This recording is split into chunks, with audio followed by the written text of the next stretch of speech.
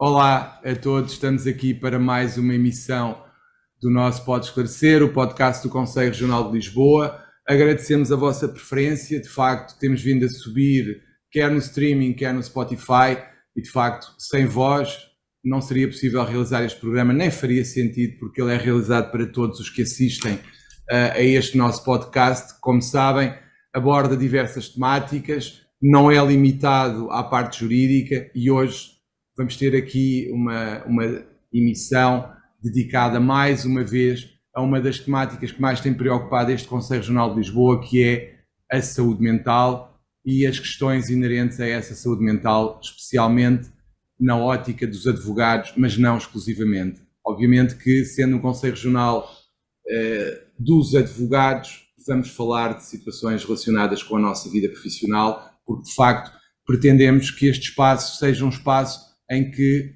nos ouçam, mas que essencialmente consigam retirar algo que vos permita viver melhor, porque é isso que todos nós queremos. Cada vez mais há uma consciência da necessidade do equilíbrio entre a vida pessoal e a vida profissional e o cuidado que se tem que ter não só com a parte física, mas e muito especialmente com a parte mental, havendo inclusivamente quem defenda que a parte mental pode provocar e provoca seguramente muitas consequências físicas, algumas delas bem graves, que todos nós assistimos no nosso dia-a-dia. Hoje resolvemos trazer uma temática pela primeira vez, que é EMDR, aqui com a colaboração do nosso coordenador do Gabinete de Bem-Estar Psicológico, que é o Dr. António Castanho, que nos ajuda aqui na escolha das temáticas e dos convidados e ao qual, como sempre, agradeço.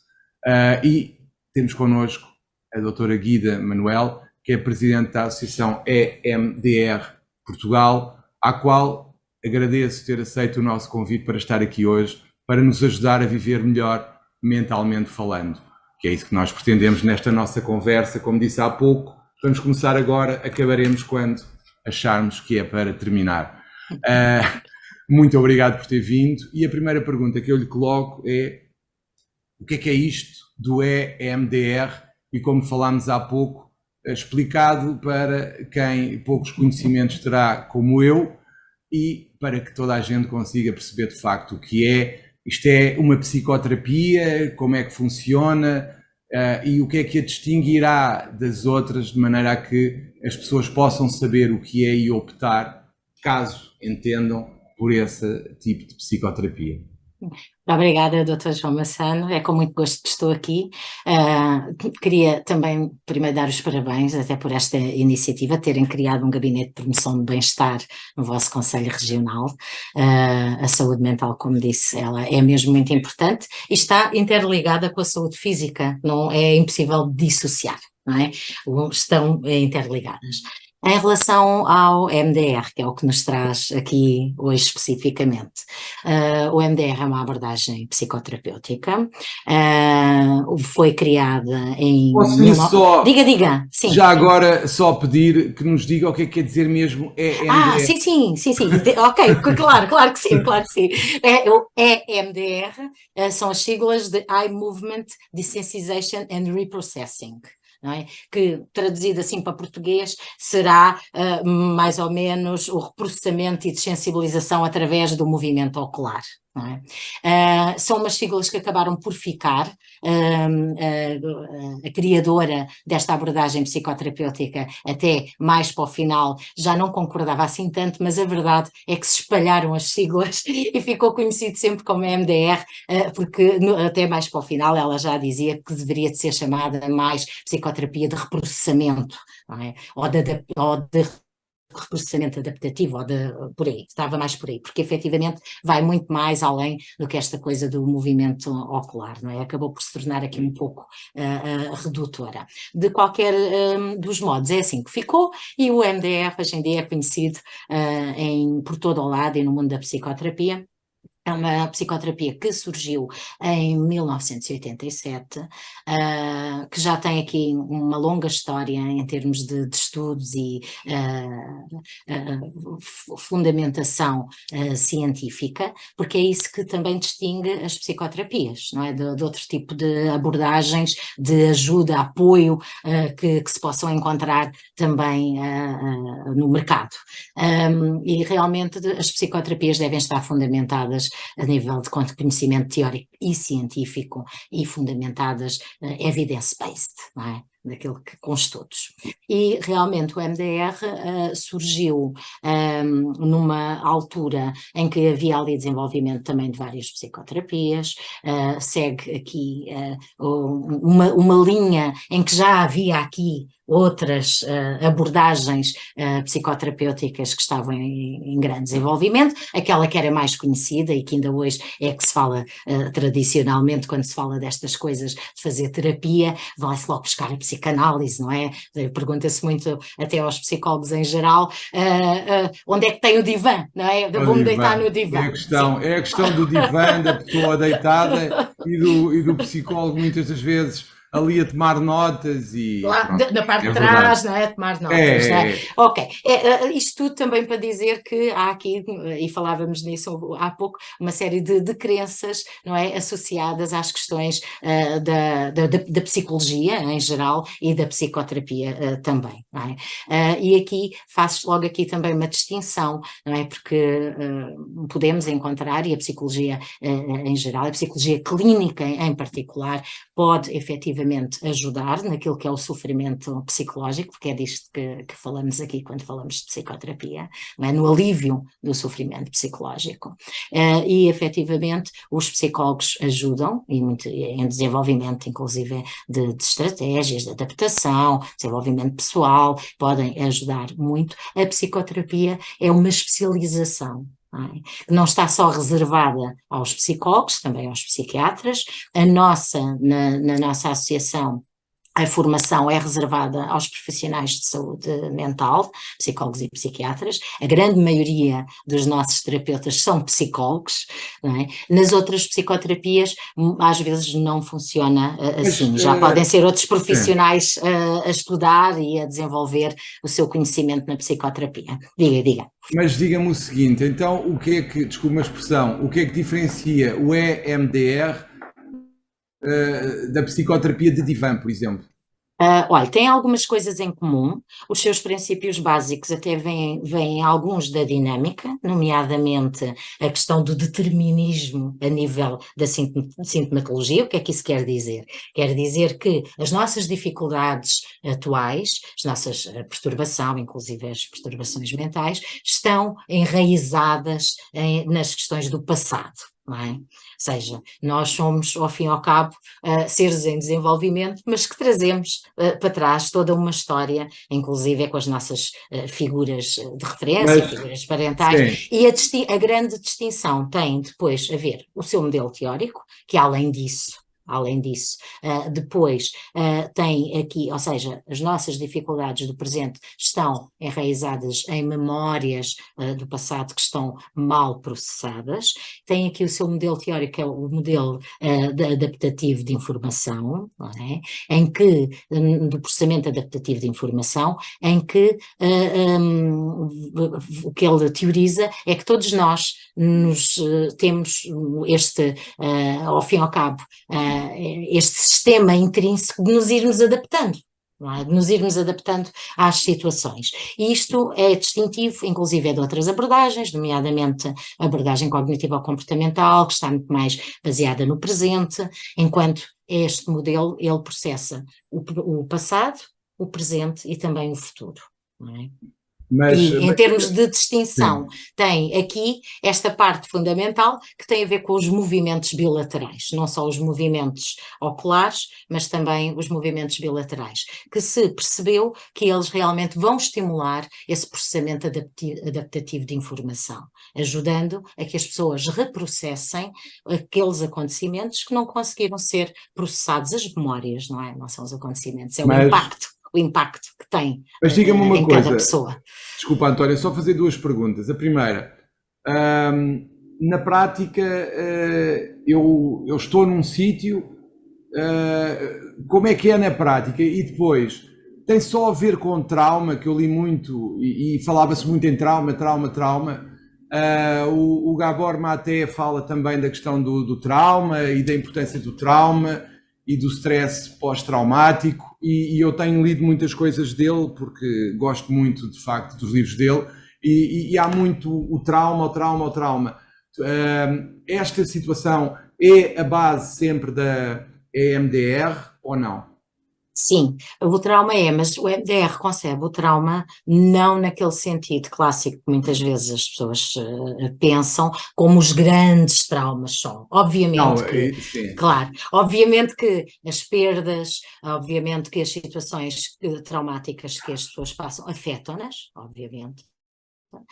Mas também como os pequenos traumas, as questões que, a nível do desenvolvimento, vão ficando ali por reprocessar e nos vão, de certa maneira, modelando a nossa personalidade, as relações com os outros, não é? Também essa parte. Ou seja, tem aqui uma concepção do trauma um pouquito diferente. Quando normalmente no trauma aquilo que é, como é concebido, é como a ferida, não é? A ferida a nível psicológico, isto até numa relação com aquilo que será o trauma físico, não é? De uma ferida, efetivamente sim, mas não são só os grandes traumas que vão afetar e que muitos deles precisam de ser reprocessados porque não ficam armazenados de modo adaptativo no nosso sistema. Então, deixe-me só fazer-lhe uma pergunta, mesmo para que seja perceptível o que estamos aqui a falar. Grandes traumas, estamos a falar o quê? Um acidente de viação grave, que deixa certo. marcas eventualmente até para o futuro.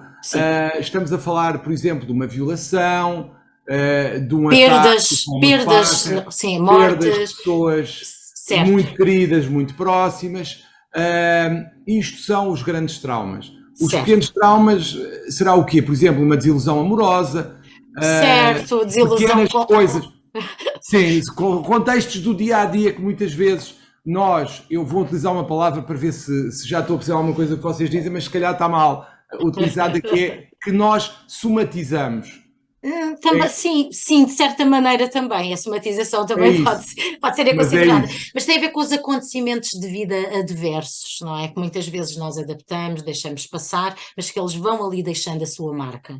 Mas, por exemplo, imagine, dou-lhe um exemplo, sei lá, por exemplo, eu risco o meu relógio sem querer, um relógio que eu nem me apercebo que gostava, e isso pode ser um trauma, um pequeno trauma ou não? Pode ser um acontecimento que pode ter dificuldade em processar. Sim, dependendo até do valor afetivo. Olha, aí é assim, como é que sabe? Por aquilo que no presente depois vai disparar em si quando essas situações são reativadas. É? Claro que o riscar o relógio. Não, eu estava aqui a caricaturar. Claro, a caricaturar, não é? Mas muitas vezes é assim, quando se fala até dos pequenos T's, dos pequenos traumas, eles têm muito a ver com aquilo que nós passamos até na infância e no nosso desenvolvimento. E muitas vezes tem a ver com a desilusão, de acharmos que somos menos amados, por exemplo, por um dos progenitores, esse tipo de situações. Vou dar um exemplo, Guida, também. Sim, claro. Se calhar claro. até em termos da prática profissional dos advogados pode ter impacto. E que se enquadra aqui na questão do pequeno trauma. Por exemplo, pessoas profissionais da área do direito que dizem em consultório: eu tenho que fazer isto todos os dias, ou seja, tenho que falar em audiências de julgamento e sinto-me sempre extremamente nervoso porque não gosto de falar para o público. E quando olhamos para trás, vamos à procura das primeiras experiências de falar em público, que normalmente a nós todos nos acontece na escola. Aconteceu uma apresentação quando essa pessoa tinha 8 ou 9 ou 10 anos ou 12 anos, em que os coleguinhas da turma gozaram com ela. Ou que eu tive um caso, por exemplo, de uma menina que ficou tão nervosa que precisava de ir à casa de banho e fez xixi pelas pernas abaixo.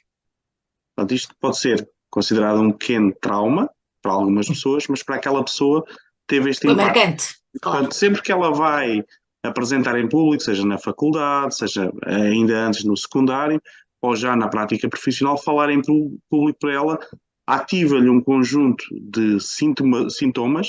Muitas vezes ela nem sequer percepcionou que estava ligada àquela experiência lá atrás, e que reprocessando essa experiência, utilizando as palavras que a Guida utilizou aqui, nós conseguimos processar adaptativamente essa informação. Mas como é que, o resto para a Guida. António, mas diz-me uma coisa, então, mas António e Guida, naturalmente, a pergunta é para os dois, e como é que vocês podem, imaginem, eu tenho um trauma que não conheço, não sei que tenho, como é que eu posso identificar esse trauma com a vossa ajuda, por exemplo, ou com o MDR? Ora, muito bem, é mesmo isso que a abordagem do MDR vai fazer, não é? A abordagem do MDR é uma abordagem estruturada e que foca precisamente conseguir identificar essas... Mas diga-me só uma coisa, porque há muitos mitos e é verdade. Vocês vão me pôr a dormir, vão fazer alguma coisa, não. Porque as pessoas dizem isto, eu estou a perguntar. Não. Isso provavelmente, isso se calhar vem aí de alguma crença relacionada com a hipnose ou qualquer situação dessa, mas não, nem sequer não, é só para explicar e nem sequer na hipnose as pessoas estão a dormir. Não, pronto. As pessoas obviamente, estão sempre conscientes, tem a ver com a relação ali dual. Há sempre aqui esta primeira fase também de estabelecimento da relação, do levantamento da história clínica, não é? Fazemos a chamada anamnese, na mesma, por aí. O que é que vocês fazem? Nosso olhar... Guida, desculpe lá, o que é que vocês fazem? Eu nem sequer percebi, o que é isso? A anamnese é o levantamento da história clínica, o levantamento da história, de toda a história, não é? Da pessoa, como é que foi, por aí fora, e para nós, aquilo que depois nos vai mais interessar, obviamente, tem a ver com a história das dificuldades atuais. Pegando aqui neste exemplo, e se calhar para ser aqui mais claro, o António deu das apresentações, a pessoa vem com esta dificuldade, não é?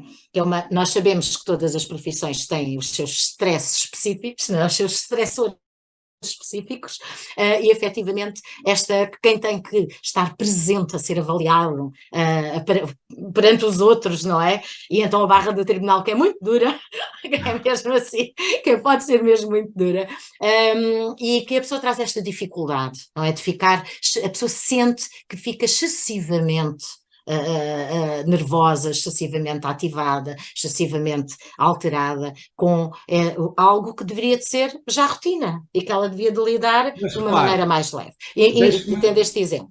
Isto é conversado, obviamente, nós começamos a fazer ali o levantamento das dificuldades atuais, combinado com a pessoa o que é que ela quer trabalhar primeiro e o que é que vamos aqui fazer? Vamos perceber aonde é que isto enraiza. Isto tem todo a ver com o procedimento do levantamento da história e da história das dificuldades atuais. E é para fazer uma pergunta, Dr. João, diga. Não, eu ia-lhe fazer uma pergunta que era, se pudesse, na explicação, dar várias situações que sejam aplicáveis a nós, advogados, para além do falar em público, e uma coisa que eu sinto muita dificuldade, e há muitas vezes dificuldade em nós, advogados, distinguirmos o que é normal do que já passa do normal para algo que pode ser patológico. E isto é muito importante para nós percebermos. Não estou a falar do mito normal do Gabor, mas estou a falar de, por exemplo, como é que eu sei, estava a falar, sempre que fala em público o advogado acusar a responsabilidade ou ficar muito nervoso, quando aquilo já devia ser rotina. A pergunta que eu lhe coloco é esta. Eu acho que eu falo algumas vezes em público, não muitas, mas falo algumas vezes em público, mas eu fico sempre com alguma tensão. Quando é que eu sei que isto, ou quando falo em público para a televisão, para o rádio, para jornais, para a barra tribunal, para um cliente, etc. Quando é que eu sei que passa do normal aceitável para o patológico? Sente pelo nível da ativação, não é? Porque é normal quando estamos perante os outros, temos que falar, sentir aqui algum nível, não é, da ativação, mas isso não impede o seu funcionamento. não é? Não impede o seu funcionamento. Quando ultrapassa ali um nível em que a pessoa sente que aquilo realmente é demais, ou então até a pessoa pode perceber que efetivamente aquilo é o seu habitual, mas que ela gostaria de lidar melhor. E se gostaria de lidar melhor, é aí que também nós podemos ajudar. Gostaria de lidar melhor, porque de alguma maneira sente que aquela ativação acaba por ser prejudicial. E isto pode ir desde a pessoa ter cólicas antes de ir ter, quando sabe que é. E depois isto ainda pode ter aqui outras ramificações, não é? A pessoa pode sentir aquela ativação que para ela é normal quando tem, sei lá, que fazer uma apresentação, mas que se vai estar perante determinada audiência, o exemplo dos advogados, perante determinado juiz, que isto também acontece, não é? Que já sabe que é ali incisivo, que não, que acaba por cortar, não deixar de desenvolver, se calhar aí a pessoa sente que extrapola aquilo com o que ela acha que é o normal de lidar, não é? Tem muito a ver com estes mecanismos aqui de adaptação. E a pessoa sente, não é? Porque no seu normal vai conseguindo lidar e depois já passou e depois se calhar descontrai, está ali um bocadinho ativado ou nervoso no princípio, mas depois vai descontraindo e acaba por conseguir expressar, isso não inibe a sua atuação. Em alguns casos as pessoas sentem que a ativação realmente acaba por ser intensa para elas, mesmo que não iniba a atuação, que elas gostariam de estar um pouco mais à vontade, de lidar melhor. E isto também é algo que pode ser trazido para a terapia, ser trabalhado realmente também aqui com o MDR, porque aquilo acaba por ser uma situação estressante para a pessoa no seu dia-a-dia, não é? Provavelmente não todas, mas há pessoas que são todas, não é? Cada vez que têm que ir, que sentem que aquilo é demais para elas. Nós sentimos, é disso que estamos aqui a falar, e do sofrimento que isso traz, daquilo que as pessoas acham que realmente poderiam funcionar melhor. Há aqui uma margem, a pessoa já viu outros modelos, tem colegas que percebe que não ficam da mesma maneira e que percebe que se calhar poderia ter aqui funcionar melhor, tem se calhar outras experiências de vida em que isso não acontece, não é? E que efetivamente gostaria de estar mais adaptada e não sofrer tanto com este tipo de situações. E é aqui que a psicoterapia entra, e o MDR em particular, porque ele vai precisamente focar estas situações que trazem desconforto no atual, perceber onde é que elas enraizam, perceber quais são as memórias que estão lá para trás, e às vezes até pode não haver, porque há situações da vida adulta que são muito perturbadoras, não é? Temos os casos da violência, não é? Eu sei que há advogados que são vítimas de violência, são vítimas de chantagens, de exigências que não são razoáveis por parte, até muitas vezes dos seus constituintes, não é? E que efetivamente o lidar com isso já extrapola aquilo que é o seu normal. Não é? Já extrapola, já não é uma coisa que acontece todos os dias, e aí já tem aqui um potencial em termos de adaptação e de exigência muito maior. E o MDR pode ajudar nisso. Isso às vezes pode ter a ver com questões também da vida adulta, mas muitas vezes tem a ver também com questões que estão lá para trás. E é isso que tentamos descobrir, tentamos perceber, ajudar a pessoa a fazer essas ligações, e depois há toda uma metodologia estruturada que o MDR tem para aceder a esses acontecimentos, conseguir avaliá-los, para depois conseguirmos perceber se efetivamente a coisa resultou, avaliá-los, perceber o que é que está ali, o que é que está ali em jogo em termos das imagens do acontecimento, a imagem, não é, da pior parte do acontecimento, do que é que está ali em termos das emoções associadas, porque aquilo que se vai reprocessar, na verdade, não é o acontecimento em si, ele já aconteceu, não é? São as emoções que estão associadas ao acontecimento, seja ele qual for da vida da pessoa. E às vezes aparecem situações que a pessoa nunca tinha feito essa ligação, não é? Situações em que a pessoa, por exemplo, nestes casos da violência, em que a pessoa se sentiu impotente. Sim. E que percebe que a mesma emoção, não é? O mesmo sentimento, a mesma sensação, até física e corporal está lá, e às vezes está só na sensação física e corporal. A pessoa nem percebe muito bem, não é? Que sente só o estômago apertado ou sente o aperto no peito. E são esses elementos da memória, a imagem, os pensamentos, as sensações, não é? Que vão ser reprocessados ao focarmos essas situações específicas, não é? Pode ser uma abordagem mais focal, não é? De ir só trabalhar essas situações, a pessoa pode chegar e dizer, olha, tenho aqui este ponto que realmente me sinto muito desconfortável, isto incomoda-me, e é isto que eu quero tratar. Ou então numa abordagem mais abrangente, em que efetivamente vamos perceber e tentar melhorar o sofrimento em geral da pessoa, mas também desenvolver recursos, também melhorar a sua performance, muitas vezes tem a ver com estas questões do estar mais à vontade, do conseguir, então nestes casos, né, que estávamos aqui a falar, do conseguir lidar melhor e até controlar melhor as suas sensações físicas, há aqui toda uma parte de desenvolvimento também de recursos, desde do ajudar a pessoa a perceber que a respiração é importante, até de psicoeducação sobre estas questões, de ela perceber porque é que isto está a funcionar assim e porque é que esta coisa ligada lá atrás é isto que está a trabalhar.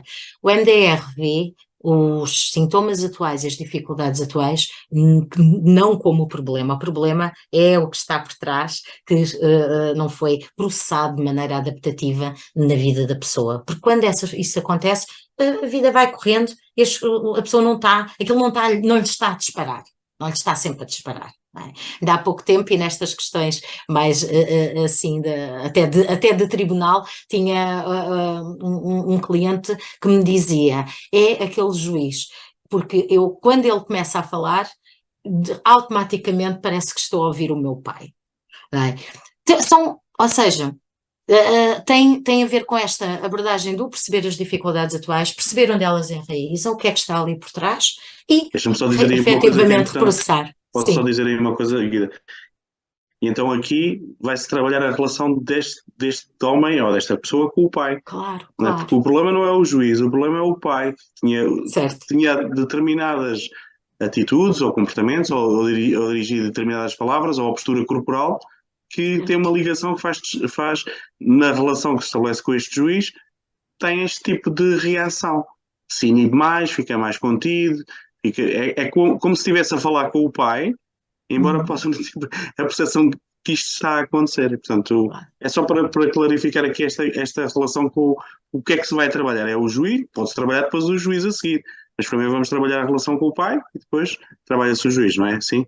Sim, é isso mesmo. E muitas vezes, a grande maioria, quando se vai reprocessar as situações que estão lá atrás, e muitas vezes é como o António diz, às vezes é a postura, é algo que foi dito, e pode ter sido ali algo até pontual, ou não, porque depois se falarmos então em situações em que as pessoas tiveram ali, que é aquilo que falamos de traumas também de desenvolvimento, não é? Com pais pouco cuidadores, negligentes, por aí fora, já estamos a falar de algo que vai ser mais demorado, mas às vezes pode ser só ali uma situação pontual e efetivamente ao ser reprocessada, a situação do presente acaba por ter uma diminuição na intensidade daquilo que é sentido e a maneira como é avaliado pela pessoa no presente. Obviamente que depois trabalhamos os disparadores do presente também e fazemos a projeção para o futuro, para que a pessoa fique melhor preparada para enfrentar estas situações. Então, Guida, desculpe lá fazer-lhe uma pergunta relativamente ao trabalhar o presente. Os disparadores do presente.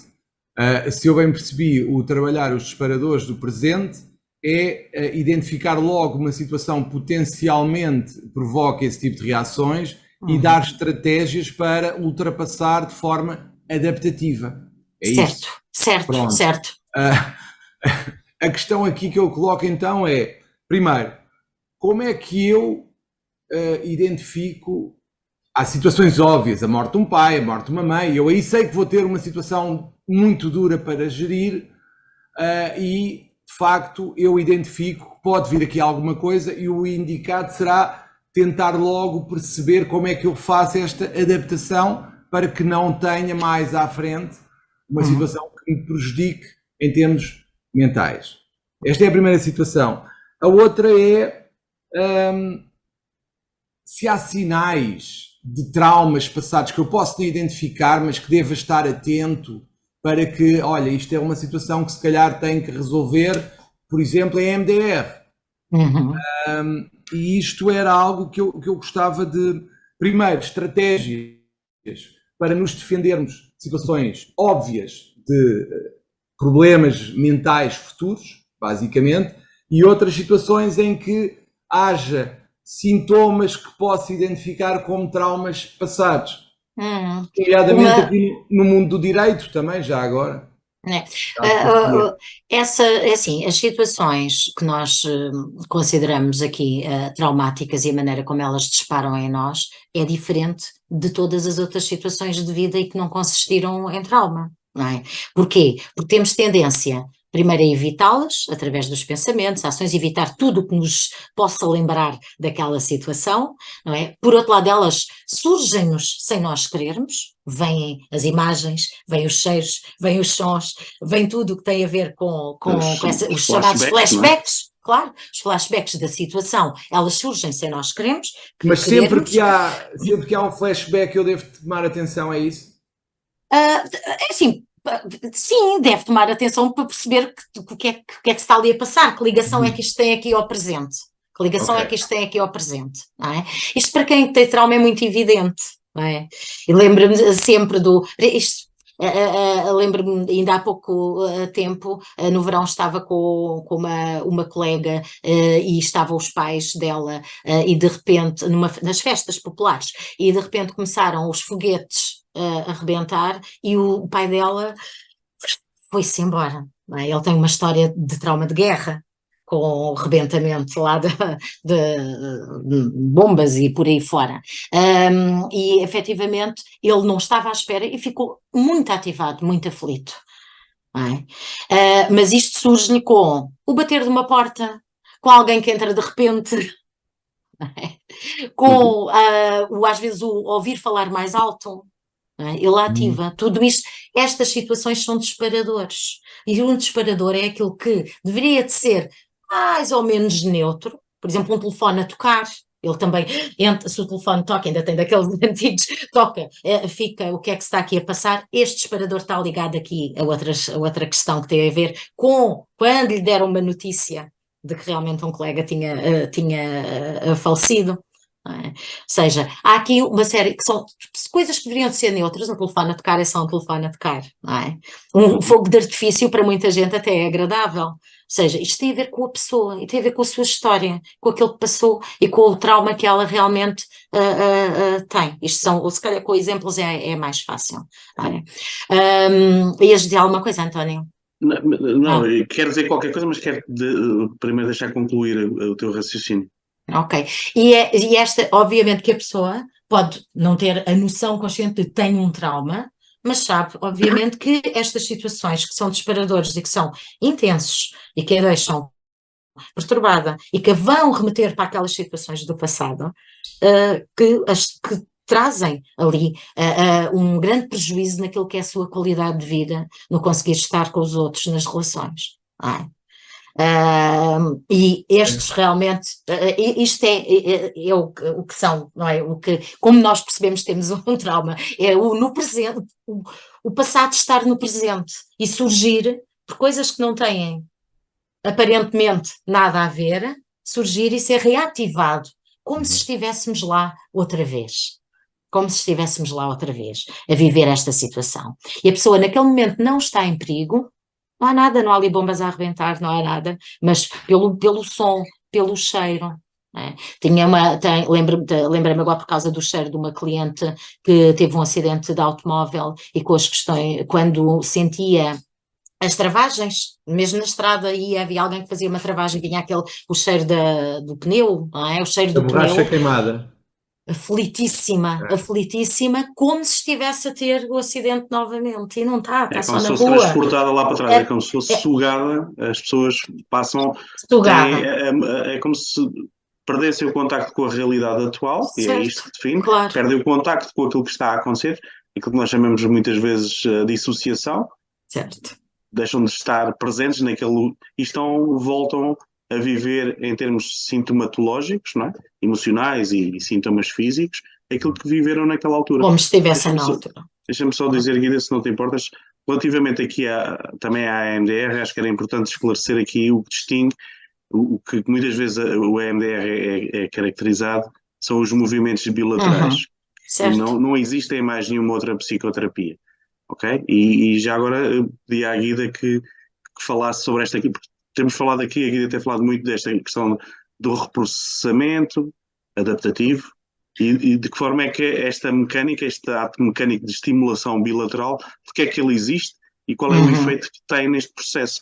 Se a Guida pudesse falar um bocadinho sobre esta... Sim, porque é muito, muito, muito específico. É muito, como nós temos uma marca, MDR. como nós temos uma marca da psicanálise associada ao divã, também temos a marca EMDR associada aos estímulos bilaterais, que quer dizer a estimulação bilateral. Se falarmos eu não sou dessa área, mas na área da cognitiva ou comportamental, muito associada a trabalhos e a trabalhos de casa, muitas vezes, trabalhos de casa, tarefas, coisas que são enviadas para o paciente executar no seu dia-a-dia e para lidar com muitas coisas que lhe vão acontecendo. Portanto, a marca, quando nós pensamos em psicanálise, pensamos no divã, quando pensamos em EMDR, pensamos em estimulação bilateral. Se pudesse esclarecer um bocadinho. Os olhinhos a mexer, não é? Sim, ou seja, não se reduz só a isso. Correto. Os movimentos oculares foram realmente aqui o início.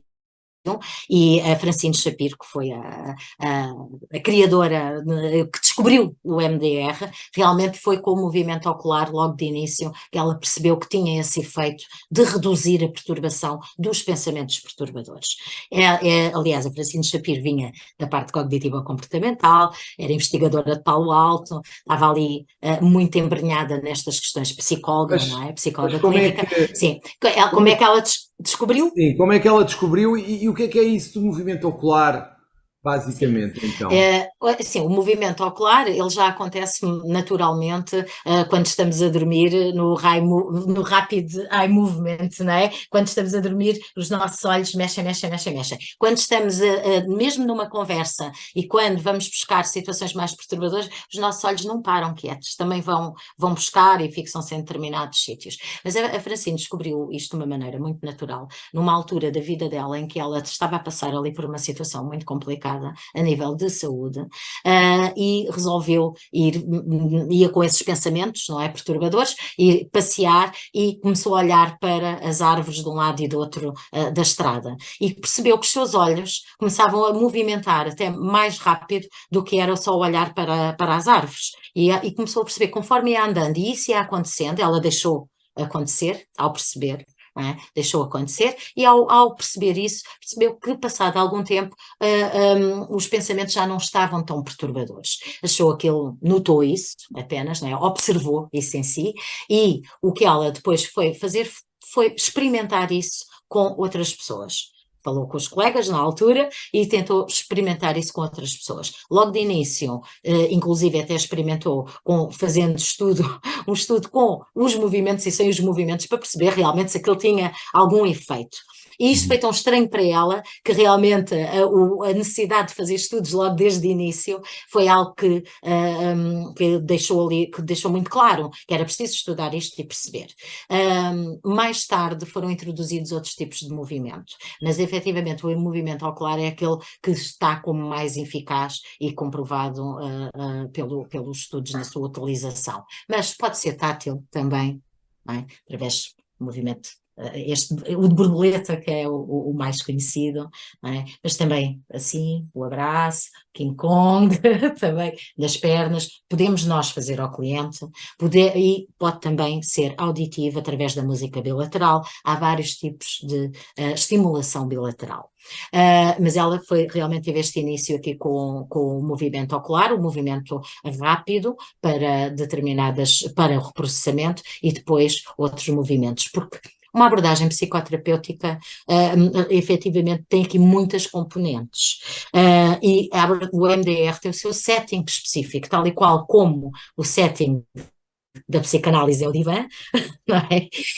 As outras abordagens têm o seu setting terapêutico, seu local específico com determinadas características onde a psicoterapia e a relação a dois ocorre, e o MDR também tem. E o seu setting está concebido de maneira a que seja promovido o processamento adaptativo de informação. e o reprocessamento das memórias que ficaram armazenadas de modo mal adaptativo. No setting presencial, ele está colocado de uma maneira, não é frente a frente, assim, não é como os tais barcos que se cruzam, e é diferente dos outros settings. Há muitos que são frente a frente, há outros, a psicologia usa muito os 90 graus para não ter a pessoa em confrontação, mas os diversos settings psicoterapêuticos têm especificidades, e o nosso também tem essa especificidade. Com o online, os settings mudaram, não é? Porque hoje em dia faz-se terapia online, funciona perfeitamente. Aquilo que nós temos como princípio é que a pessoa consiga ter também o nível de estimulação, seja ela visual, através de aparelhos, por exemplo, através de aplicações, aliás, no presencial pode-se usar aparelho também. Os aparelhos com os movimentos, mas no online pode-se usar aplicações para as pessoas seguirem com o olhar, mas podem também fazer o tátil, podem também na mesma ter o auditivo, a estimulação acontece na mesma, e fica aqui um pouco diferente do setting do presencial, mas aquela base é nós sairmos de frente da pessoa, enquanto a pessoa está a observar aquilo aquilo que aconteceu, dentro com os elementos que ela tem disponíveis, e ir conseguindo fazer os movimentos e ir reprocessando as situações. É algo que é muito, muito específico, não é igual para todos, porque depois há aqui, obviamente, a conceptualização do caso, o perceber estas dificuldades, perceber aqui onde é que elas enraizam. E há pouco falava aí também do normal e do patológico. Nós não estamos a falar de patologia, embora a patologia ela esteja enraizada em memórias mal adaptativas que não foram devidamente processadas, não é? Mas não estamos a falar de patologia, estamos a falar de sofrimento mental, estamos a falar da saúde mental e de melhorar essa saúde mental, não é? Porque as patologias mais graves, inclusive hoje em dia já há estudos com MDR, com perturbação de stress pós-traumático em pessoas com psicose, e aquilo que se faz é realmente reduzir a parte da perturbação do stress pós-traumático, não é? Em que melhora alguma sintomatologia psicótica, mas a pessoa não deixa de ser psicótica. Não vamos aqui confundir as coisas, e quando se fala da parte do saber o que é patológico é aquilo que provoca doença na pessoa, e a pessoa sabe que não se sente bem. É? E às vezes até se tem a ver com questões depois que lhe vão aparecer, e disse há pouco, que se somatizaram e que aparecem e que ela tem que lidar, e que vamos perceber onde é que elas enraizam. Nós temos muitos clientes com dor crónica, não é? Com as questões da fibromialgia, dores difusas no corpo, não percebem de onde é que aquilo vem, aquilo não tem uma explicação física.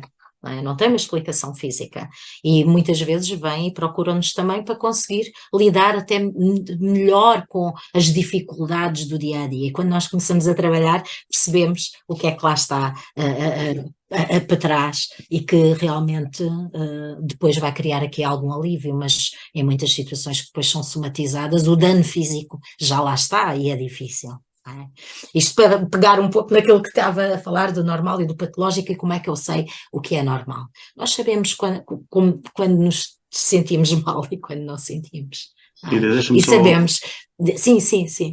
Deixa-me só acrescentar aqui desta questão mais uma vez do reprocessamento, e obrigado pela clarificação da estimulação bilateral. Esta é uma abordagem neuropsicológica, ou seja, temos aqui muita estimulação, e esta estimulação está relacionada, atua diretamente sobre o cérebro. Eu gostava, se me é permitido, e porque tem uma componente de avaliação científica fundamentada, partilhar aqui um ecrã, João, de um estudo antes de MDR e depois de MDR, ou seja, estamos a falar de um paciente que foi feita uma imagem cerebral onde foi visto o impacto do stress traumático naquela pessoa, e depois de sessões com a MDR, com a tal estimulação bilateral e o tal reprocessamento adaptativo de informação, o que é que aconteceu no cérebro desta pessoa depois de já ter passado pelo acompanhamento. Pelo processo. Deixem-me só compartilhar aqui, se não se importam, já agora, abrir aqui já para as pessoas que nos vão acompanhar lá em casa também perceberem, porque às tantas parece assim um bocadinho bruxedo, não é? Estamos aqui a falar de uma coisa que estamos aqui a agitar os Não, tem um dedos e a impacto na explicação. fisiologia, tem impacto na Claro, claro. fisiologia. E, portanto, compartilhar aqui convosco que eu fui, enquanto estavam a falar, enquanto a Guida estava a falar, fui à procura já agora para falar para vos mostrar e mostrar lá em casa já agora o impacto no cérebro. João, se quiseres já agora, para teres no, e isto foi questionado durante muitos anos, porque é que Consegues aumentar o zoom, por favor? Vou tentar aqui, deixa-me ver. Assim está melhor, sim. Ok, portanto temos aqui este cérebro do lado esquerdo com um quadro de stress pós-traumático, ok? Que tinha todas estas áreas ativadas a vermelho.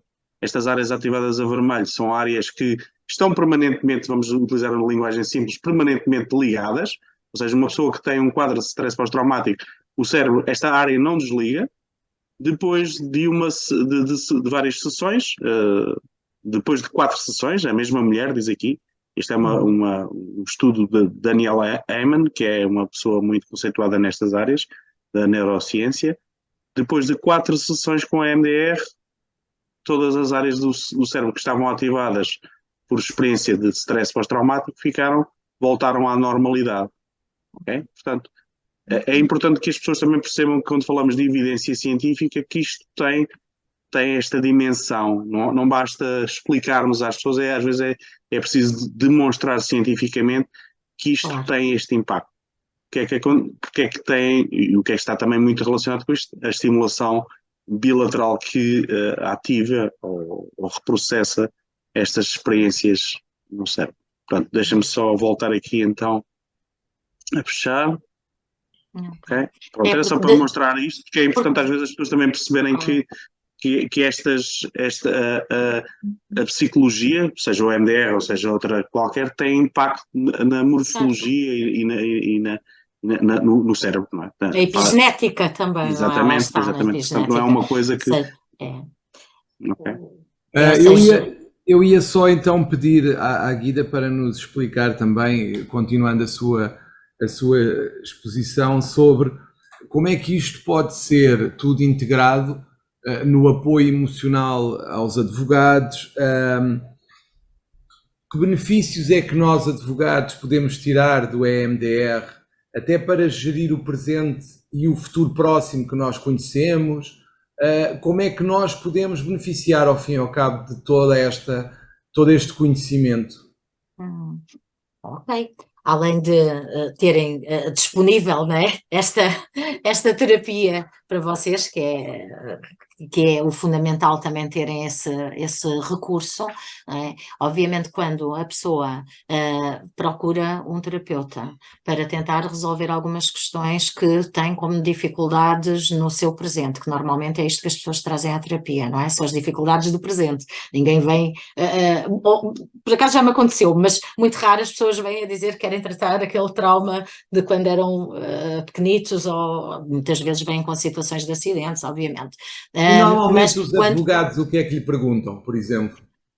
Olha, eu por acaso estava a achar interessante quando falei com o António, porque efetivamente não tenho tido muita procura de advogados. Se calhar o António até pode falar um pouquinho mais sobre isso, mas não tive muitos clientes advogados. Aquilo que normalmente procuram tem a ver com situações que aconteceram. Já me aconteceu de uma agressão, não mais, outras com situações familiares, situações da vida que as pessoas têm, situações das suas relações.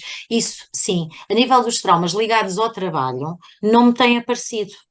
Só de uma agressão e não tive muito. Se calhar o António até podia falar mais um pouquinho sobre isso e perceber as situações que lhe têm aparecido mais. Eu tenho trabalhado e já tinha estes casos que me estou a recordar, assim de repente, bastantes, antes ainda da colaboração com o CRL, tive casos de advogados que acompanhei, alguns deles com situações de agressões por parte de clientes, e que comprometeram significativamente a sua ação até na atividade do dia a dia, ou seja, irem a tribunal, a deslocação para o próprio tribunal, ficaram com muita incapacidade, vamos chamar incapacidade laboral, porque o impacto emocional de ser agredido no local de trabalho ou no desempenho das suas funções acontece a qualquer profissional, independentemente de ser advogado ou não. E os advogados, eu não sei se, e o João aí terá uma noção melhor do que todos nós aqui presentes, se calhar é diferente ser advogado na área criminal de ser advogado na área administrativa ou civil, e portanto a possibilidade de conflito ou de relação com clientes aumenta significativamente em determinadas áreas do direito. Isso eu não vou pronunciar sobre isso. Também tive advogados e advogadas que me procuraram por situações, lá está, como a Guida há pouco falou, da relação com a entidade patronal, não conseguirem impor limites. Portanto, ser-lhes pedido um conjunto de tarefas e eles, sabendo que estão extenuados, que não conseguem parar, que continuam a aceitar, e isto tem a ver com questões do passado, já não tem a ver com as tais questões do trauma, que estamos a falar da agressão. Já tive advogados também que tiveram questões de trânsito, não é? Ou seja, acidentes de trânsito, e portanto trabalhámos as questões, o impacto que isto teve na sua deslocação para os tribunais. Vocês fazem muitas deslocações para comarcas do país, não é? Agora imaginem o que é terem um acidente de trânsito em que eu já não consigo conduzir, não sou capaz de pegar no volante porque fiquei tão vou muito aflito o caminho todo, não é? Já não consigo.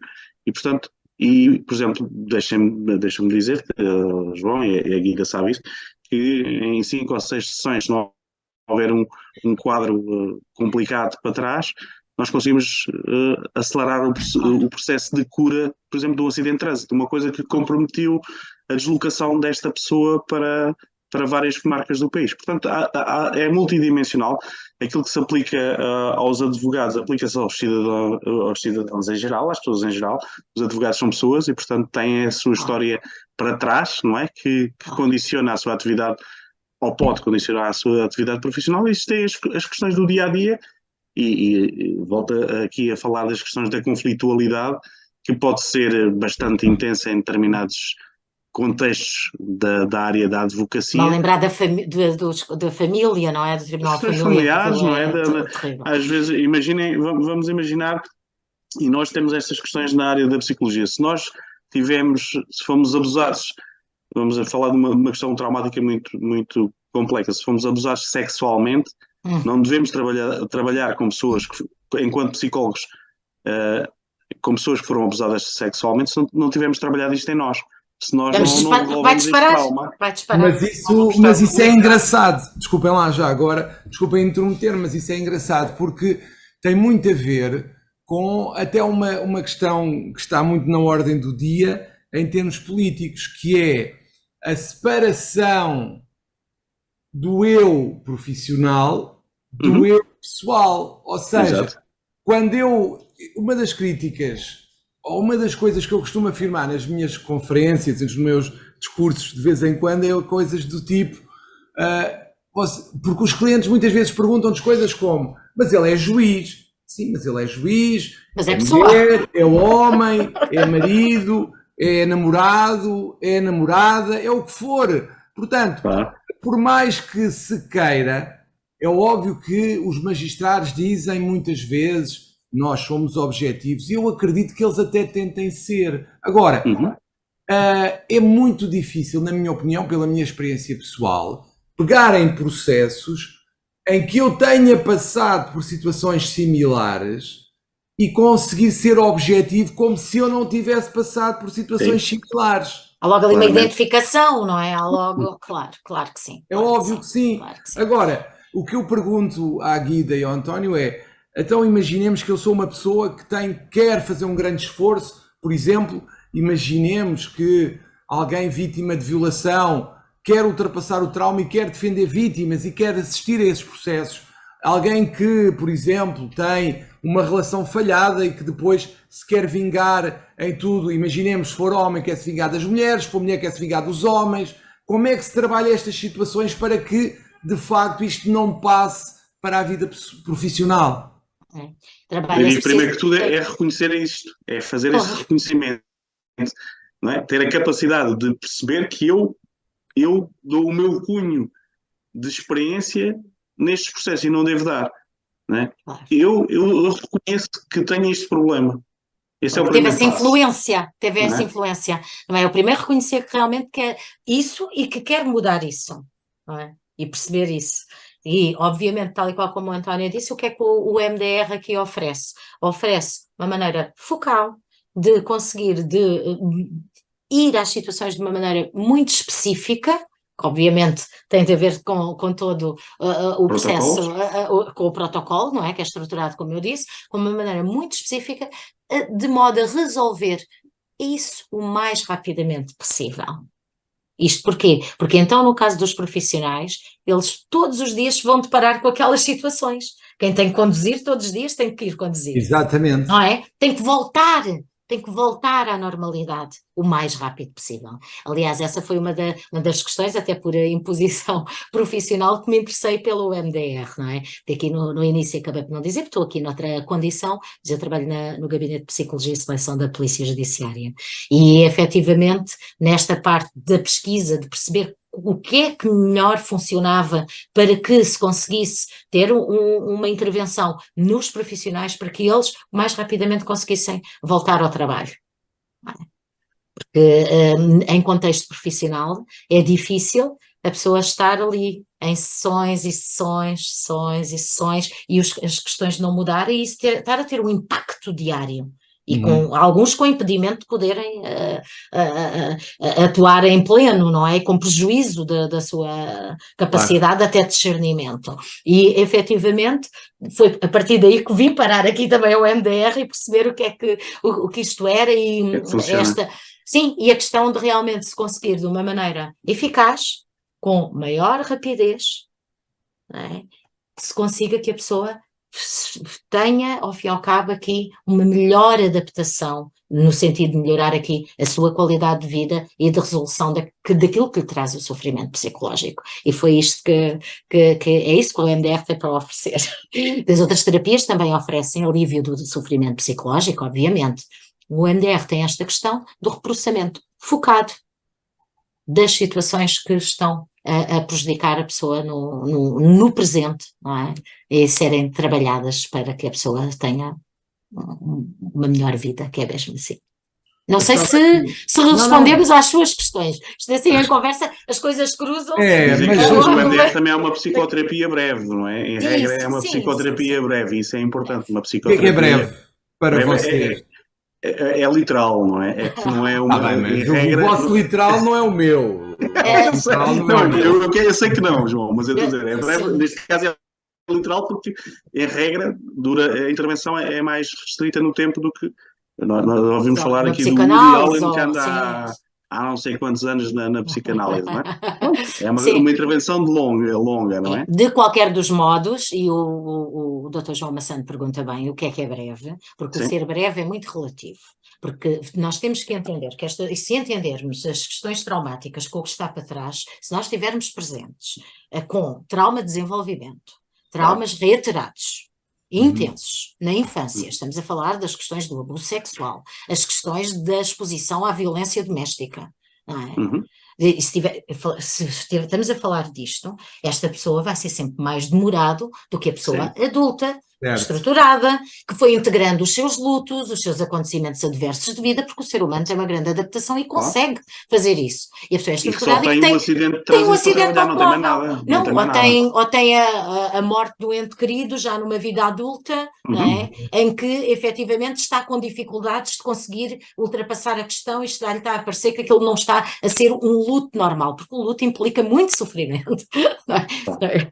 lá está, implica sofrimento, implica aqui movimentos dentro da aceitação, a revolta, o não acreditar que isto aconteceu, por aí fora. E depois dependendo de como é que as coisas aconteceram, porque há efetivamente mortes que são traumáticas, não é só o desaparecimento da pessoa, é tudo o que envolve o sofrimento, por aí fora. Numa vida adulta, obviamente que isto acontecendo na vida adulta e a pessoa sendo estruturada para trás, não tendo questões de desenvolvimento, não tendo outros traumas por reprocessar, que o trabalhar esta situação vai ser mais rápido do que trabalhar uma pessoa que tenha uma situação idêntica, mas que para trás tenha múltiplas perdas, múltiplas questões a nível de desenvolvimento, questões de autoestima, de insegurança, de medos, de fobias, não é? de situações, com ataques de pânico, com essas situações. Não é? Pronto, e é um pouco perceber que estas questões, quando as situações acontecem, elas estão já numa história, e que essa história tem o seu impacto. Ainda assim, e mesmo sendo com estes traumas precoces de desenvolvimento e acontecendo aqui outras situações, e que a pessoa venha à terapia, vai ser uma terapia mais demorada, e aqui estamos a falar de terapias que podem durar 3, 4, 5, 6 anos. Não é? Vai ser mais demorada, mas ainda assim podemos dizer que será mais breve do que outro tipo de abordagem terapêutica em termos de eficácia. Já agora digam-me o seguinte, há uma coisa que nós, advogados e profissionais jurídicos, é fácil de perceber. Imaginemos, se houver uma circunstância que me aconteça a nível pessoal, hoje, amanhã ou depois da amanhã, é óbvio que se eu estiver a seguir ou se estiver envolvido num processo desse tipo, vai ter consequências no meu comportamento no processo. Aqui, o que é que era aconselhável? Era eu, de alguma forma, tentar autorregular-me, entre aspas, ou recorrer a um apoio, por exemplo, do EMDR. Obviamente iríamos dizer que era bom trabalhar isso, porque depende do tipo de influência que isso tiver, não é? Porque vamos ver, é difícil sermos imparciais, neutros, quando há algo que está a disparar em nós. E se isso tem influência no processo, imaginando, sei lá, prejudicando pessoas, sejam elas as vítimas, sejam elas os agressores, por exemplo, isso pode realmente depois ter aqui outras consequências, até a nível profissional, porque o processo não é do advogado, não está fechado no seu computador, não é? Vai ter aqui tudo o que é uma avaliação externa também. Certo. Não é? E essa avaliação externa pode ter um impacto de dizerem, não, o senhor aqui atuou desta maneira ou daquela e não é o habitual nestes processos, por exemplo, e a pessoa aí tem outro tipo de consequências. E se isso acontecer, parece-me que em termos profissionais pode ser grave, não é bom. Não é bom. Ou seja, o que me aconselha a mim, enquanto advogado, e o mim é nós advogados, é que se calhar em situações que disparem, como referiu, se calhar o melhor é pensarmos em ou obter um apoio na gestão do processo, ou mesmo sair do processo, é isso que me diz. Sim, que é aquilo que normalmente é aconselhado, não é? Se há ali um envolvimento, se há algo que a pessoa acaba por não conseguir lidar. Ainda assim, há muitas situações com que vocês se deparam que é natural haver haver ativação, claro. E às vezes excessiva, porque não é? Assim, tem muitas vezes, ou estão sendo tanto do lado das vítimas, percebendo os horrores a que aquela pessoa esteve submetida, ou do lado do agressor, não é? Para o terem realmente que o defender, mas percebendo os horrores que aquela pessoa fez, é natural, são humanos, não é? Obviamente que estas coisas, e às vezes tiram o sono, e às vezes fica-se ali a pensar, e aqui não estamos a falar ainda de trauma, estamos a falar de situações difíceis de lidar no dia-a-dia. Nisto também, obviamente, em termos, a terapia também pode ajudar, mas não estamos a... O trauma também ocorre por exposição, não é? Vocês são expostos, na área criminal, então são expostos a um conjunto de histórias que por si só são podem constituir trauma. O Claro. ouvir contar uma Trauma história... vicariante, não é? Trauma Exatamente, isto está vicariante por comprovado ouvir, em termos científicos, não é? claro, ou ouvir, por estar expostos ao trauma do outro, não é? Claro, E claro. muitas vezes estão expostos aos traumas, não só dos agressores, que também os têm e percebem como é que aquilo veio tudo desenvolver ali, como é que veio, não é? Mas das próprias vítimas estão expostos a isso. E se estão expostos a isso, estão em risco de poder Quantas pessoas... desenvolver trauma. A pergunta lá para casa é: quantos de vocês, depois de um caso, o levaram para casa? Eu estou a falar da gravidade, não estou a falar dos prazos, não estou a falar dessas questões também que são stressantes. Do stress do dia a dia, né? Quantos casos levaram para casa?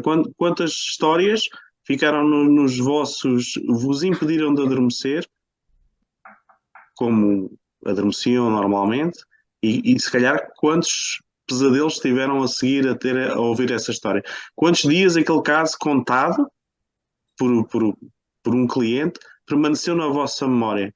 Até que ponto é que isto, enquanto estavam a fazer as vossas tarefas, a vossa mente foi para a história e se desfocaram daquela situação do que estavam a fazer? Até que ponto é que aquela história comprometeu o vosso dia-a-dia? Não é? Portanto, isto é a vida dos advogados, é a vida dos polícias, é a vida dos bombeiros, é a vida... não é? Vocês ouvem muitas histórias. E lidam com muito sofrimento. Vocês lidam com muito sofrimento. Claro que sim. Muito sofrimento, não é? Isso é importante, estar atento. Claro que sim, estar atento, porque isto tem efeitos na saúde mental. Tem efeitos no bem-estar, na relação com os outros, né? Tendências para maiores isolamentos, por aí fora, não é? E muitas vezes são estes sinais que aparecem. É o não dormir, não é? É o ter hábitos que antes davam algum gosto e que deixaram de dar, a perda do prazer nas situações que anteriormente davam. São estes sinais que devem realmente estar atentos em si mesmos. E que estratégias é que aconselharia para tentarmos evitar chegar a esse extremo? Olha, falou logo de uma coisa aí no princípio que tem muito a ver com a questão também do equilíbrio, não é? Por um lado, o equilíbrio entre a vida pessoal e a vida profissional, porque efetivamente até há um pouco essa crença que temos que ser profissionais e independentes e não deixar que a vida pessoal nos afete. Eu gostava de saber qual é a pessoa que está a trabalhar, que tem um filho doente em casa, ou um pai que está moribundo e que está nas suas plenas condições, não é? É difícil. Algumas pessoas têm essa capacidade, elas dissociam e depois chegam a extremos que se esquecem dos filhos no infantário, não é? Mas pronto, dissociam de tal maneira e envolvem-se naquilo que estão a fazer, que é quase como fizessem ali uma barreira afetiva ao resto que se passa. Mas na grande maioria das pessoas isto não acontece. Levamos trabalho para casa. Mas é comum, desculpe, deixe-me fazer ali essa pergunta a si e ao António naturalmente. É comum encontrar pessoas que conseguem colocar essa barreira entre o pessoal e o profissional, como referiu, ou seja...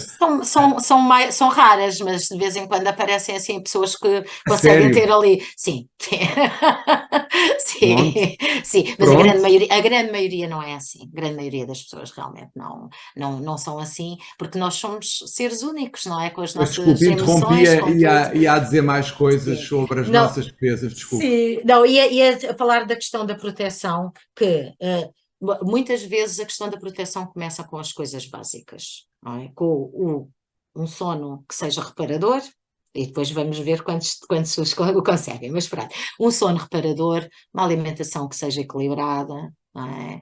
Com estas questões básicas, com algum exercício, não precisa de ser muito, a caminhadazinha da meia hora por dia, às vezes já faz o nosso cérebro achar que estamos a mexer e que a coisa está ok, não é? Mas a questão obviamente do desporto, não precisamos ser campeões olímpicos, mas fazer alguma coisa para nos mexermos, porque cada vez temos uma vida mais sedentária. Nós podemos falar disso, não é? A nossa vida é sempre sentada, de psicólogos, mas os advogados também é um bocadinho assim, é sempre uma vida aqui muito, muito, muito sedentária. Começa muito aqui por estas questões básicas. Estas questões básicas da base da saúde, elas ajudam-nos a fortalecer a nossa resistência ao stress. Para quê? Para lidarmos melhor com os estressores do dia-a-dia, que vocês têm os vossos específicos, não é? Os vossos múltiplas tarefas, os prazos, todas essas questões, que algumas já foram aqui faladas, e ao conseguirmos gerir bem as situações do dia-a-dia e ter esta melhor gestão de stress diário, conseguimos fazer uma prevenção daquilo que é o stress cumulativo, o burnout, não é? Porque muitos também depois entram em burnout, e conseguimos reduzir o impacto. Peço desculpa. Não, diga. Ia dizer, e conseguimos aqui reduzir o impacto das situações que extrapolam depois aquilo que é a nossa normalidade, não é? Que são os incidentes críticos ou estas situações potencialmente traumáticas que podem acontecer a todos. Porque é completamente diferente se houver, sei lá, uma agressão a um advogado à porta do tribunal, e esse advogado até tem apoio familiar, as coisas até a nível das relações estão mais ou menos estabilizadas, a nível da saúde está a coisa estabilizada, não é? Do que, por exemplo, estar a passar por um divórcio complicado, com aquelas situações das partilhas dos filhos, ou estar a passar por situações altamente, que já para si no seu dia-a-dia são ingeríveis. O impacto vai ser sempre maior desses acontecimentos se as coisas não tiverem geríveis. Se a pessoa tiver história traumática, e traumas ali que estão bloqueados e que estão a condicionar sempre o seu dia-a-dia, que já lhe trazem já de si um nível de mal-estar elevado, obviamente se lhes vai acontecer mais alguma coisa em cima, já estão mais vulneráveis. Isto depois vai depender de pessoa para pessoa. Agora, as questões protetoras têm muito a ver com esta questão, não só do equilíbrio, também do parar, tornar-se presente naquilo que é e o perceber o que é que se está a passar. E o perceber. Nestas questões mais traumáticas temos pessoas que depois têm reações que não percebem porque é que as tiveram. Que chegam no fim de um dia de trabalho e agarram-se aos filhos e choram e não percebem que teve a ver com o menino que foi de abuso sexual, aquelas crianças que estavam ali mas que o pai agredia, e não, às vezes nem fazem esta ligação, mas têm aquela tendência de proteger. Isto são casos que nos aparecem muito, muito em terapia, porque as pessoas depois, quando têm esse tipo de reações, elas vêm à terapia. Quando as reações saem assim muito fora, aí elas vêm à terapia e dizem: olha, eu não sei o que é que se está a passar comigo, se eu tive que ir para a casa de banho chorar, eu não sei o que é que está a passar comigo, fiquei com falta de ar, estou com ataques de pânico, aparecem este tipo de situações. Ou então aparecem as fobias do eu não consigo olhar para as coisas, não consigo fazer, está tudo desorganizado, não consigo pensar sequer em pegar nas coisas da secretária, aquilo é uma confusão, por aí fora. E muitas vezes aqui nestas situações já extremas, elas vêm à terapia, quando o funcionamento já está ali muito a patinar, ou então já está impossível. Aí vem à terapia. A minha sugestão é que olhem para vocês, para a vossa saúde, que tentem proteger-se ao máximo, tendo em conta que têm um trabalho difícil, um trabalho de muita exigência cognitiva, muita exigência emocional, que já tem os seus fatores estressantes diários, e que tentem equilibrar isso com as coisas que gostam de fazer na vossa vida, com estar com pessoas que gostam de fazer coisas diferentes, o equilíbrio nessas situações, ter hobbies, não ser só trabalho. Um hobbyzinho. Agora o João Maçã está a perguntar: eu arranjo aqui um tempinho entre 1 da manhã e as 2 para ter um hobby. Ok, nós envolvemos demasiado, e hoje em dia as questões da tecnologia são ótimas porque permitem-nos estar a fazer isto, mas também nos invadem a toda a hora, e eu por mim falo, estamos sempre a trabalhar, porque é o e-mail do cliente, é o e-mail de não sei quem, estou-me de fazer aquilo, então estamos sempre. E um pouco limitar um pouco também o excesso de informação. Ou seja, quando digo limitar o excesso de informação, é limitar o excesso de estimulação a nível do nosso sistema nervoso mesmo, porque nós estamos constantemente a fazer isso. Isso faz com que, lá está, a panela de pressão esteja sempre ali, temos um escapezinho que vai fazendo ali: olha, esta conversa foi boa, Olha, sinto-me bem, descontraído. Fui visitar os amigos, fui dar um passeio, senti-me bem, fui dar a minha corridinha, andei de bicicleta, seja lá o que for, que pode ali ajudar a baixar os níveis, mas a verdade é que quando há algo que é muito pesado e que bate aqui, que entra cá dentro, é difícil depois estes escapes serem suficientes. E efetivamente é o perceberem a vós mesmos como é que essas coisas vão trabalhando, o que é que vai disparando, que dificuldades é que têm. As pessoas não ligam, as pessoas não dormem, dormem mal e acham que é normal, porque também toda a gente anda um bocadito assim. E acham que é normal e não vêm por só dificuldades de sono, por exemplo, ao psicólogo. E por que não vir? Por que não tratar isso? Quando essa parte é fundamental para o bem-estar e que mexe com tudo o que tem a ver depois desde a sintomatologia ansiosa, com a questão mesmo do próprio pensamento, não é? Se a pessoa não dorme bem, tudo isso vai ter afetado. Só que isto entra tudo na normalidade. Achamos que está tudo bem. Não estou com isto a dizer que estamos todos mal, estou com isto a dizer que temos que estar atentos à nossa saúde mental e procurar e perceber e falar de algumas dificuldades. Muitas vezes é as dificuldades nas relações, não é? Nas relações que se tornam muito conflituosas e a maioria às vezes pode ser no trabalho, mas a grande maioria é em casa e achamos que é normal porque temos um feitio difícil, a outra pessoa também tem um feitio difícil e por que não trabalhar isto para perceber de onde é que isto vem? E para ver se depois as coisas não mudam, para ter uma vida mais em paz, se quisermos, não é?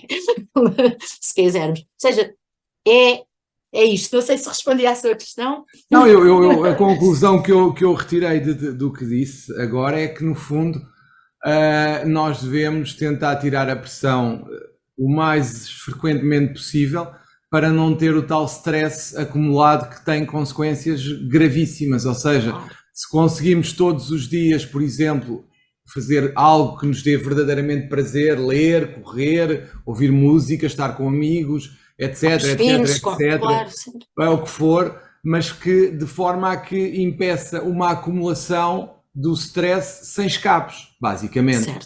Certo. E isso é fundamental para quem, como nós, tem uma vida tão pressionada com prazos, clientes e julgamentos, diligências, etc, porque de facto a saúde mental tem influências e grandes consequências ao nível também físico.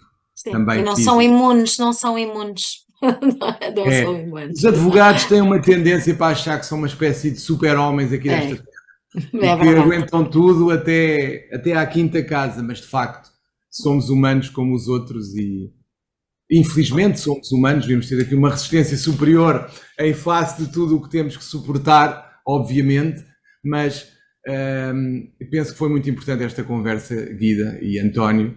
Acho que eu pessoalmente sinto-me menos totó do que no início da conversa, de facto, e gostei muito de ouvir, porque acho que todos nós temos que perceber que o autocuidado é fundamental, nem que seja com recurso a terceiros, a MDR, o que entenderem que é adequado para o vosso caso, mas acho que o mais importante é não deixar chegar a um extremo tal que seja muito mais difícil o caminho de volta. E esse, para mim, face ao que aqui foi dito e ao que nós temos feito aqui no Conselho Regional, continua a ser, parece-me, o melhor segredo para tentarmos viver melhor, que é para isso que cá estamos a falar sobre saúde mental. E eu agora faria quase a laia americana, argumentos finais, António e Guida. Eu só queria agradecer a presença da Guida e o esclarecimento que deu sobre esta psicoterapia e dizer às pessoas que nos ouvem que iremos ter nas próximas edições de podcast em saúde mental outras abordagens psicoterapêuticas também para trazer informação sobre o momento e quando decidirem, se for o caso, procurar apoio, ajuda, quando lerem o nome da psicoterapia, terem mais informação. É no fundo isto que se pretende também, informar para que as pessoas estejam mais capacitadas no momento da escolha, decidirem aquilo que querem fazer. Claro, é isso mesmo. Eu queria de facto, antes de passar ao argumento final da Guida, mas é que é um verdadeiro prazer ouvir-vos falar sobre saúde mental e acho que todos nós temos de ter a consciência que todos temos limites e que os limites devem ser respeitados. Não façam como no trânsito, em que os limites são uma mera indicação, muitas das vezes, mas no caso da saúde mental, os nossos limites são mesmo para cumprir, porque as consequências podem ser muito graves. E na nossa profissão, infelizmente, nós temos uma pressão muito grande e se não tivermos escapes, não é um bom resultado, Guida. É isso mesmo. Não diria melhor mesmo, Dr. João, não diria melhor. Efetivamente, mim só me resta aqui agradecer.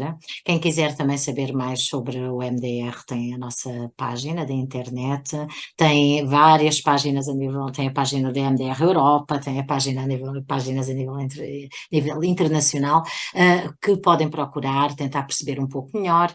Podem contactar a associação para mais informações, sempre que queiram também. Tem aqui o António, tem o António é elemento do Comitê de Prática da Associação MDR Portugal, que tenho muito gosto em conhecer há muitos anos e trabalhar, que é um excelente profissional também.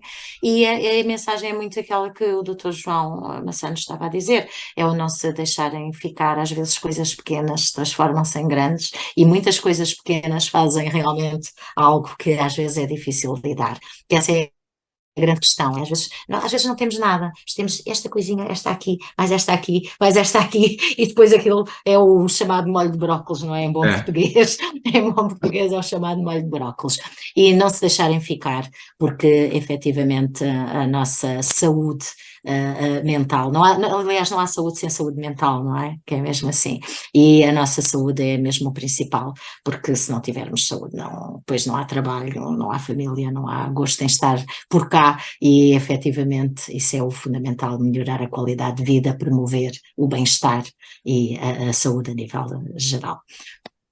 O MDR está à vossa disposição para isso. Obrigada pelo convite, foi um gosto estar cá. Muito obrigado, Guida, muito obrigado, António, e não se esqueçam, não esperem pela última gota que vai fazer transbordar o copo, procurem apoio se acharem que é assim que têm que resolver a questão. Não tenham receios nem vergonha de o fazer. Muito obrigado, até um próximo episódio do nosso Pode Esclarecer.